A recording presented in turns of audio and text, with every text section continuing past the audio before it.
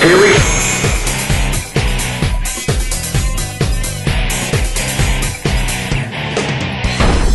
I got a question for you before we get started.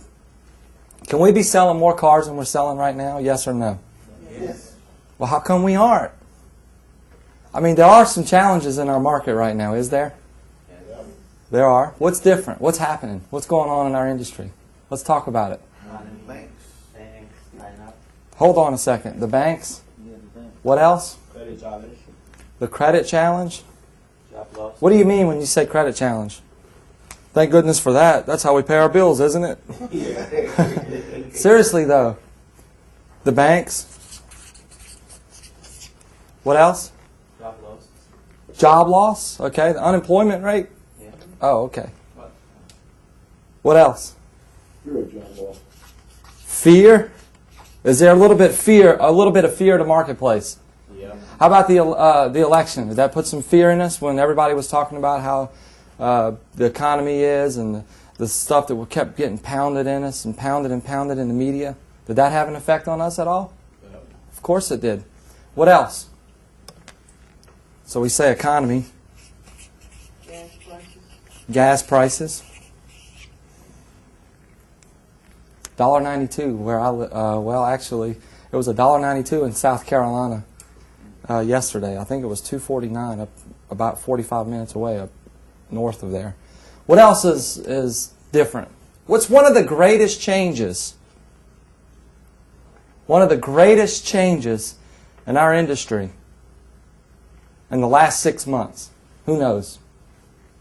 And it's on the board. The banks changed. The banks. What's happening with the banks? They're tightening up, and everybody's talking about it. Is that right? Yeah. Now, can we control whether people have money or not have money in the bank? Can we control that? No. Can we control the economy right now, the condition that it's in? Yes or no? No. Can we control whether it's an election year or not? No. Because what happens every time in an election year in the car business? Does it go down or up, the business? It always goes down, don't it? Every election year. So it's safe to say that there's a lot of things going on right now in our industry that's out of our what? That's out of our control. What's in our control? My attitude. All right, our attitude, our mindset. Hold on a second. Let's take a look at this. I believe that there's two circles of influence. There's BYC and there's IYC. Okay, over here in BYC, we already said beyond our control is the banks, the economy, the weather, the market, sporting events, too cold outside. There's lots of things that are beyond our control. What are the things that are in your control? What can we really control? Just throw it out. Our mindset, our attitude. What else? What can we control? The money we make. How do we control the money we make? Holding growth. How do we hold growth? Give a good presentation. We're going to need good presentation. Okay, so we're going to need some good selling skills. Is that right? Yeah. All right. What else? What else do we need? Work habits. Our habits. Okay, we're going to need some good work habits. Don't you be cheating there. You looking in the book? No, I'm just kidding. I'm cheating. What else? What else is in our control? I guess our product knowledge. Our product knowledge. All right, what else? All right, here it is. There's only two things that you and I control, period. You ready? It's the way we think, and it's the way we act. Period. Is there anything else in our control? Think about it for a second. What else is in our control? That's it. The way we think and the way we act. You see, the more clear that we think, the more clear we speak. Our words are our tools. Our vocabulary are our tools. They determine our income. So let's take a look. If we can only control the way we think and the way we act, open up your books to page 7. We're going to get right into this, but before we go, I want you to look at the success pie. There's 4 areas that we all need improvement. We need to improve our selling skills, our selling habits, our selling attitude, and our follow-up. When it comes to the car business, that's it. That's the 4 areas we can control. Our skills, our habits, our attitude, and our follow-up. Now let's look at skills for a second. What kind of skills do we need? Selling skills, okay. Like what? Closing? Okay. Okay, so we need some closing skills, better closing skills. Is that safe to say? Who wants to be a better closer? Raise your hand. Who wants to be the best closer you can be? All right, what else do we need besides closing skills? Overcoming objections, okay? What kind of objections? Like what? How much is it? That's too much? Just looking? What kind of discount can I get? What's my interest rate? The dealer down the street said I could get it for what? Less? How much do I have to have? Down? Or I just don't have any money, what? And the person on the phone said I was already what? And they said that all I had to do was come down here and pick out my what? And your ad says, is this false?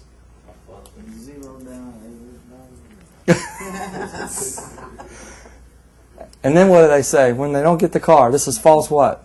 What do they say? False advertisement. False advertisement. Okay, so we need some good selling skills. If these objections are out there, how are we going to overcome those objections? So we're going to have to be able to bypass. We have to have the skill to bypass price, trade, interest rate, or anything else on the lot. We're going to have to be able to bypass. Listen, I'm not making light of anybody's occupation, but you're either a security guard or a Green Beret. You're either a security guard or a Green Beret.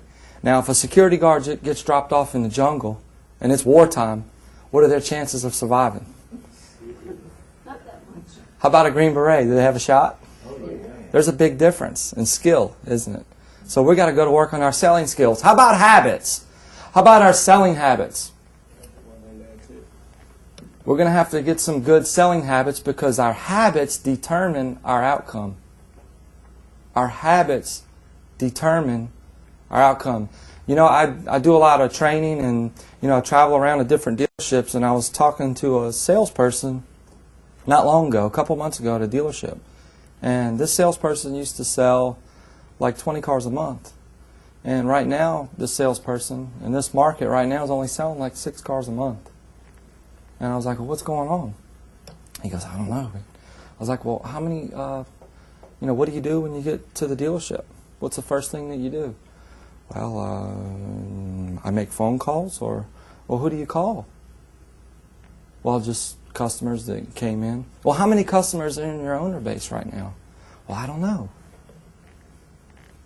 Did you get any new inventory in the lot, the used car? Oh, I'm not sure. Well, how many people did you actually get to talk to last month? Well, I'm not sure. How many test drives did you take? Well, I don't know. I'm not sure how many exactly. I mean, I took a lot. People can't buy today. The credit's really bad today. And I don't know what's going on. But you see, the salesperson who's still selling 20, I just left the dealership last week. There's a salesperson there that averages 35 cars a month. Whether the store's doing 300 or the store's doing 800. This salesperson is right there. Now, this salesperson, I just asked some people. I've never met the salesperson before. I was talking to a group of salespeople. And I said, what does Steve do when Steve gets to the dealership? And one of the managers spoke up and said, well, nobody knows because Steve's here before everybody else. I was like, really? And then I said, well, what do you think he's doing? Well, he's on the phone, I can promise you that. I said, is he out in the front talking to the other salesperson people out in the huddle? Which we'll talk about that in a minute. He said, no, Steve's on the phone making phone calls. Steve's mailing out letters. Steve's on the computer sending out emails. Steve is helping a customer who already bought a car. He's always busy. You see, our habits determine our income. Our habits determine our outcome. If you come into the dealership early and walk your inventory, is that good luck or bad luck? Yeah, Steve's not lucky. But if you want to call it luck, we can call it luck. If you walk your inventory, and after you walk your inventory, and you've already left your problems at the curb, because if we bring our problems to work, are they going to get better or worse? They're going to get a lot worse. So if we're in the habit of leaving our problems at the curb, I can promise you, they'll be there when we leave. And they're not going anywhere. And no one else wants to hear about your problem. They might act like they do, but they talk about you when you walk away anyway, don't they? So if we leave our problems at the curb, we walk our inventory, we walk through the dealership, say good morning to everyone in the dealership. And after we say good morning to everyone in the dealership and maintain our relationships before the day even starts, and after we do that, we call our hot prospects. And we check our appointments and to-dos for the day. Would that be good habits or bad habits? That would be good habits. And if you did that every day, would that be good luck or bad luck? Good luck, because Steve is lucky, right? It's all about luck, isn't it? So how about our attitude? Now, you can have the best selling skills in the world. You can have 45 closes in your toolbox. You can know how to bypass price on a lot. You could be sharp, clean, dressed, shoes shine, looking like a pro. But if you got a bad attitude, what do you got? Nada. Zilch. It's like having, firewood all dried and stacked up neatly and kindling, ready to burn. But there's no match. Our attitude is the what? It's the match. We don't have anything without our attitude. And that's something that we have to do every day, is make a choice. All of us have a decision when we wake up in the morning. We can use today for good, and we can have a good attitude. We could be in a good mood, or we can be in a what? Bad mood. Now, things happen to us. That's what gets us in a bad what? Mood. People say, I had a bad day. I don't believe that there's such thing as a bad day. There's bad moments. There's 1,440 minutes in a day. How do we let 5 minutes in a conversation with someone ruin the rest of the day? It's a choice. It's a decision that we make to have a good attitude when we wake up in the morning. Because we may not feel like it when we wake up, but it's our choice once we do wake up. Are we going to have a good attitude today or a bad attitude? How about our follow-up? Do we need better follow-up to sell more cars? Yes or no? Okay, what kind of follow-up do we need to get better at? Okay, phone, letters, what else? Emails. Anything else? Who are we going to email? Who are we going to call? Who are we going to send a letter to? Okay, sold customers, that's one. What else? Working prospects, someone said? Referrals, absolutely. What else? How about be-backs? I'll be back. All right, here's my card. See ya. How about be-backs? We need to work be-backs? Yeah. What about the one that was really tough? Should we call that one back too? Yeah. We should call them all. It doesn't matter what they say. Things change. Is that right? How come some salespeople don't follow up? She says lazy. But they're not really lazy. They're working 12 hours a day, right? I mean, they wake up and go into work. I mean, I guess we can call it lazy, and, could be some attitudes there. Some people, salespeople, don't like to follow up because when they get into work and they did follow up at one time, and then they picked up the phone and they said, hi, Mr. and Mrs. Jones. This is Daryl down at the dealership, and I appreciate you guys coming and spending time with me yesterday at the dealership, and oh, you did? Oh. Yeah. All right, well, I thought you guys were coming back. And they're like, well, maybe next time. We're coming back, but not this time. Right? So then they put the phone down they already bought, and it's like they thought that was a deal, right? So now their attitude, is it up or down? Down. It's down. And then they make another call, and then they're just like, I don't want to make any more phone what? And then they stop following up. Another reason why salespeople don't follow up is organization. If we're not organized, listen to me. Not being organized is the death of follow-up, period. If you're not organized, if you don't have a CRM, a computer, or a book, or a monthly plan or something that you look at every day, there's no way that you'll be able to follow up effectively. All right, so we're going to talk a lot about skills today, a lot about habits. We're going to talk a lot about attitude and follow-up. What are some areas that you want to get better as a salesperson to get to the next level so you can make more money, so you can have some freedom and a little bit more fun? What are you going to do to get to the next level? What's one area that you know you want to go to work on right away, Bianca? Your skills, your selling skills. What specifically do you want to get better at? Closing? She wants to be a closer! Me too, baby. I'm always working on being a better closer. Here's the deal. Is closing a step? Yes. Yep. It is? It's actually a step in the process. But is closing something we do all throughout the process, or do we just do it on that one step? All the way through. Closing starts when the customer hits the dealership. You know, the basics are the basics, and they'll never change. They'll never change. I remember an old-timer told me when I first got into the car business, he said, you got to make a friend. They got to like you. And I didn't know it at the time, but what this guy was telling me was that no one's going to buy from someone that didn't like the person. They're just not. But you know, the basics is a thought process. It's been around forever. It has nothing to do with rubber, glass, and metal. It has to do with people. So we're going to talk about some of those basics in closing. Good stuff. How about you, Jeff? Follow-up? Okay. What do you want to get better at on follow-up? Calling my customers. Calling your customers? Which ones? All of them? All of them. All of them. Do you have a lot of customers in your owner base? Yes. I'm going to give you a quick tip. You ready? You might want to write this down. How many working days are in this month? Probably 25. Is that right?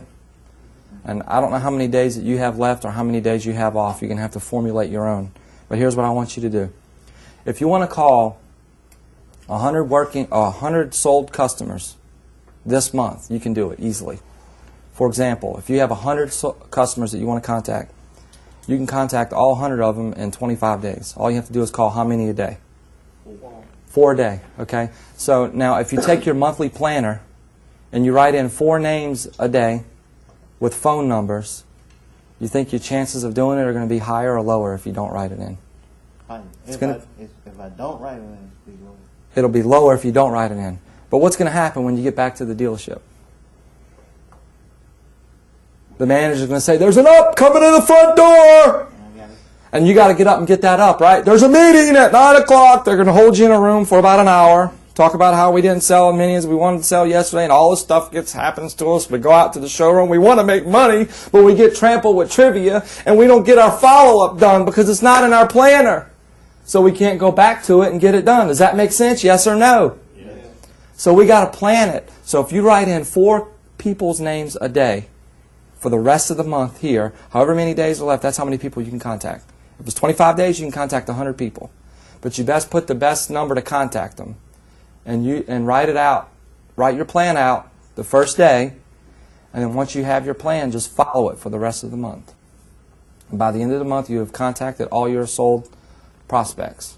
All right, what else? What do you want to get better at, Betty? Lots of stuff we talked about. You want to hold more gross? Yeah. So you want better selling skills. Because, listen, gross, does it come from the managers or the salesperson? It comes from both. That was a trick question, but here's the deal. The manager's just trying to keep the gross that you already blew on the lot. Does that make sense? Listen, when you and I are out there with the customer on the lot, if we do a really good job with our first impression, and we follow the basics, and we do a good job with our presentation, and we don't give away the gross, at least the manager will have something to help you with inside to hold. Does that make sense? Yep. See, the managers are helping us hold what's left of the gross. You know, because sometimes we just get desperate and we want to sell a car, right? How much is this car? Well, the sale price on it $17,942, but you know what? Last week I seen there was this other couple here and they got a couple of $1,000s off. And I might be able to do the same. You know, I don't know if stuff ever happens like that at your dealership, but it might. I don't know. I saw one go out of here last week, a lot less than that. What did we just do? We gave away the gross. So we need to learn how to not give away the gross, and then we got to get better at closing to hold more gross. Does that make sense, Patty? Okay, what else do we need? Wincy, what do you want to do to get to the next level? Follow-up. Follow-up. You want to get better at your follow-up. Okay, great. How about you, Sing? Bypassing. You want to get better at bypassing price on the lot? Price and other stuff. Price and other stuff, like interest rate and how much is my trade worth, and they told me I was already approved. I don't have any money down. They told me to drive down all the way down here. All that? Anything else? That stuff. Okay, good news. That's really easy. I can show you about 6 bypasses, and you can have all 6 of them mastered in 6 weeks. All you have to do is pick one a week, master it for 6 weeks, and you'll have 6. But once you master a skill, whose skill is it? It's yours. It's your skill. The reason why the manager says, "Why do you always come up here to get a price, go out there and sell a customer, don't sell me?" Why do they say that? Because they want us to have better selling skills so we can bypass the prices and trade, interest rate, and other objections out on the lot. When a customer comes in and says, "How much is it?" Well, my manager hasn't really been refusing any reasonable offers, especially with the big promotion that we have this week. By the way, I wanted to ask, who's a lucky one? Who's getting a vehicle? Is it going to be for you or someone else? Well, it's going to be for me. Awesome. Welcome to our dealership. My name is Daryl. Nice to meet you. Is this your first time coming to our dealership, or have you been here before? Well, actually, it's my first time here. Awesome. Glad you came. Did you have an appointment or just stopping in? Actually, I've got an appointment. Where's Price? Where is it? History. It's out of here.